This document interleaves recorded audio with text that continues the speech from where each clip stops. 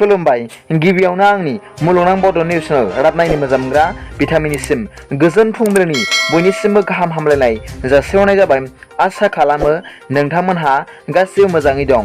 नोंथांमोननि थाखाय आं गोदान रादाब लाना फैलायबाय। अन्नानै भिडिअखौ स्किप खालामाजासे जोबजासिम नायलांदो। बिदिबा गोबाव खालामाजासे रादाबखौ जागायनोसै। दिनैनि फुंबिलिनि मोननैसो गाहाय रादाबफोरा जाबाय।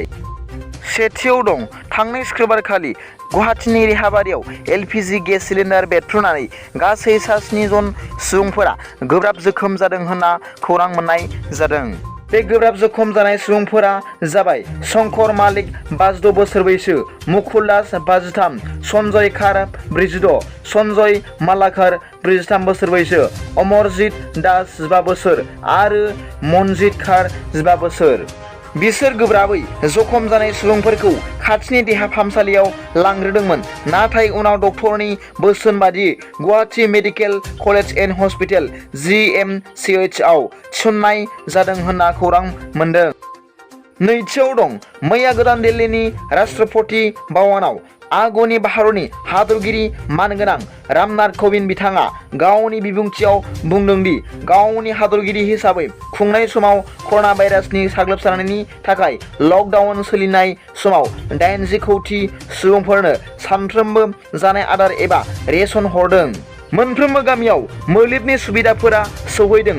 मोनफ्रोमबो गामिफोराव नल से जल बिथांखिनि गेजेरजों नलिनि हेफाजाबाव मोनफ्रोमबो गामियावनो दैनि सुबिदा मोननो हादों होनना फोरमायो।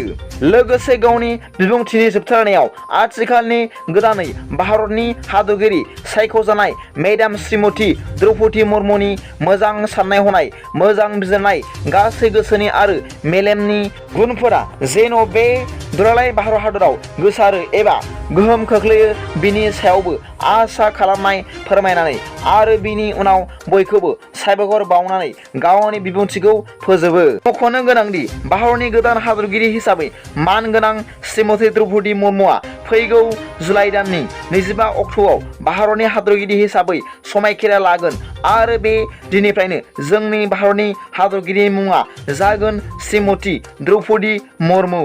बिथां मानगोनां हादरगिरि श्रीमती द्रौपदी मुर्मुनिसिम आंनि मुलुगनां बड' निउस चेनेलनिफ्राय अल द बेस्ट जासिहरनाय जाबाय।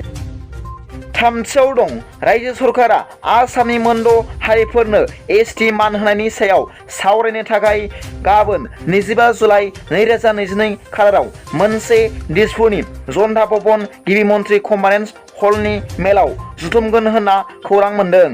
मख'जाथावदि बे मोनद' हारिनो ST होनायनि फारिलाइया जाबाय थाइ हारिनि, माथक हारिनि, मरान हारिनि, चुटिया हारिनो, कच राजबंशी हारिनो आरो सान्थालि एबा आदिबासि हारिफोरनो गाबोन 25 जुलाइ अक्ट'आव सावरायगोन होनना खौरां मोननाय जादों।